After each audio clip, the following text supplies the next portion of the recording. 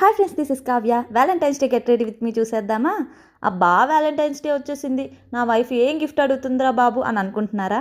Dear husbands, Valentine's day రోజు మీ వైఫ్స్కి మీరు expensive gifts ఇవ్వనవసరం లేదు. Teddy bear day, chocolate day, rose day ఇవేమి సెలబ్రేట్ చేయక్కర్లేదు. ఆ ఒక్కరోజు మాత్రం ఒక చిన్న డేట్కి తీసుకువెళ్ళండి, తను చాలా హ్యాపీగా ఫీల్ అవుతుంది. అంతేగాని వ్యాలంటైన్స్ డే అంటే పెళ్ళికి ముందు చేసుకుంటారు, లవర్స్ చేసుకుంటారు, పెళ్ళైన కొత్తలో చేసుకుంటారు అన్న సోది డైలాగులు మాత్రం కొట్టకండి. లవ్కి ఏజ్తో సంబంధం ఏముంది చెప్పండి? ఆల్రెడీ తను ఇన్స్టా రీల్స్లో చూసుకుంటూ ఉండుంటుంది ఆఫ్టర్ మ్యారేజ్ వ్యాలంటైన్స్ డే ఎలా ఉంటుందో. ఇంకా మీరు డిసప్పాయింట్ చేయకండి.